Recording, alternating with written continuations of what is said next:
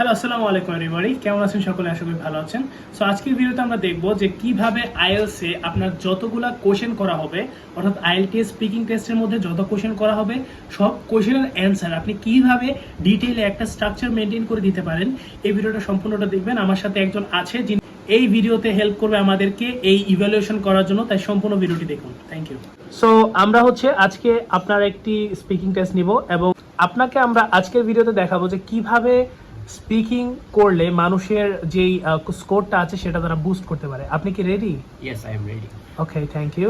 Have you ever been outside of Dhaka? No, I don't. তো প্রথমত just no বললে আপনার ব্যান্ড হয় 3.5 দিবেন, নাহলে 4, you can get more than that. So আমাদের অ্যান্সারটাকে একটু ইলাবোরেট করতে হবে, সাজেস আমরা একটু ডিটেইল এড করতে পারি এখানে, ঠিক আছে? ডিটেইল এড করতে পারি এখানে, ঠিক আছে? সো লেটস ডু ইট। কিভাবে অ্যাড করেছি সেটা আমরা দেখি। সো প্রথমত আমাদের প্রত্যেকটা অ্যান্সার দেওয়ার ক্ষেত্রে আমাদের ফার্স্ট অফ অল কয়েকটা জিনিস চিন্তা করতে হবে। এর মধ্যে প্রথম থট প্রসেসটা হচ্ছে যে আমরা অ্যান্সারটা কি দেবো।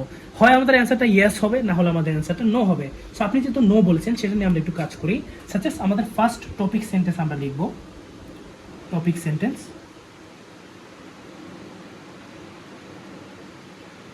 ফার্স্ট টপিক সেন্টেন্স আমরা যেহেতু অ্যান্সারটা দিছি কি no, no is the topic, like not a topic, মানে নো মানে আমাদের অ্যান্সার, মেইনলি আমাদের অ্যান্সারটা। সো এটাকে ইলাবোরেট কিভাবে করতে পারি, আমি কি কারণে জানি, why, what is the reason, নিজেকে কোশ্চেন করতে হবে যে হোয়াই, আমি কেন ঢাকার বাইরে কখনো যাই নাই, এর পিছনে মেইন রিজনটা কি। সো এখন আপনি যেহেতু ঢাকার বাইরে ট্রাভেল করেন নাই বা যান নাই, তার মানে আপনি কি বলতে পারেন, আমি ঢাকার মধ্যে কোন কোন জায়গায় গেছেন। Such as explain where you have been, explain.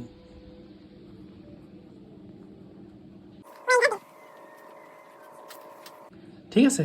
So আপনি যখন এটা এক্সপ্লেন করবেন, এবং এটা কিন্তু ঢাকার মধ্যে হতে হবে, তখন কিন্তু আবার বলতে পারবেন না যে ঢাকার বাইরে আমি গেছিলাম বা সামথিং লাইক দ্যাট। ঢাকার মধ্যেই হবে, ইন ঢাকা অফকোর্স। সো এতটুকু বললে দেখবেন যে আপনার মোটামুটি সেন্টেন্সটা একটু লেন্থ হচ্ছে বা আগের তুলনায় একটু লেন্দি হচ্ছে। সো যখন আপনি সেন্টেন্সটা একটু বাড়াবেন, একটু ব্রড বানাবেন, তখন আপনি লাস্টে দিয়ে আরেকটা কাজ করতে পারেন, সেটা হচ্ছে গিভ অ্যান এক্সাম্পল, যে আপনি কোথায় গিয়েছিলেন। ঠিক আছে? এখন এটা সত্য হতে পারে, মিথ্যা হতে পারে, ডাজন্ট ম্যাটার। লাইক আপনার চিন্তা করতে হবে, সাচ আমি যাইনি, ঢাকার বাইরে যাইনি, I never been outside from Dhaka. তাহলে আমি কোথায় গেছি? ঢাকার মধ্যে গেছি। কোথায় গেছি ওইটা একটু এক্সপ্লেন করতে হবে।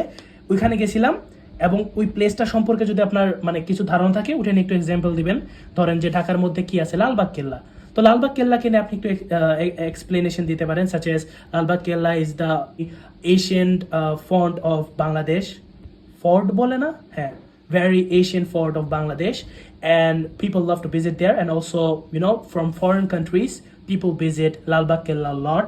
So that's why that is the main reason that I visited Lal Bagh Kella in, I guess, 2020 অথবা 23 এর দিকে, অথবা whatever you want to say, 2023 অথবা 2024 অথবা এই বছরই গেছেন, হোয়াট এভার, যেটা আপনার ইচ্ছা সেটা আপনি বলতে পারেন। এরকম একটা লেন্দি এক্সাম্পল যদি আপনি দেন, মোটামুটি দেখা যাচ্ছে আপনার ফার্স্টের এই দুইটা মিলে হচ্ছে আপনার আনুমানিক 2টা থেকে 3টা আপনি সেন্টেন্স বানাইতে পারতেছেন, right?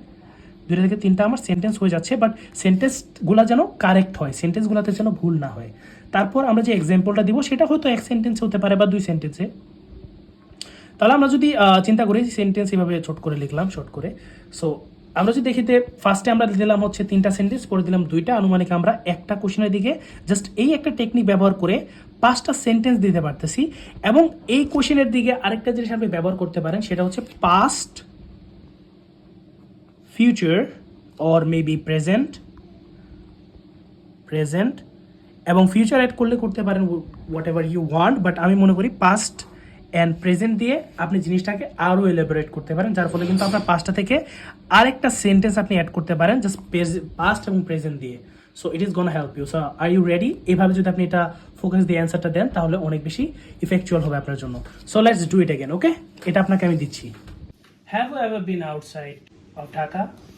No, I don't get the opportunity to go outside Dhaka because as a younger child of the family, my parents were not allow me to go alone in outside the Dhaka.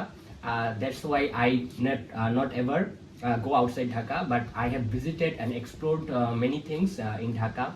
Last winter, me and my my brother, cousin brother, we have visited Ahsan Manzil, which is a great historical site. We have explored many things, many new things, such as we have saw, such as we have saw many old landlords' belongings and other stuffs. That's the thing, and I would like to go outside Dhaka as I am being younger. So if I get the opportunity, I want to go a Coxbazar tour with my friends. Recently, we have got planned to go there. Very good. So এইভাবেই কিন্তু আপনারা চাইলেও ঠিক এই simple একটা formula ব্যবহার করে কিন্তু ঠিক আপনার এই ব্যান্ড 3 অথবা ব্যান্ড 4 এর অ্যান্সারটাকে একটু ইলাবোরেট করে একটু বিস্তারিত বলে এটাকে একদম ব্যান্ড 6 অথবা 6.5 এ নিয়ে যেতে পারেন। অবশ্যই তার কিছু মিস্টেক ছিল, এটাতে এখানে কিছু বলার নাই।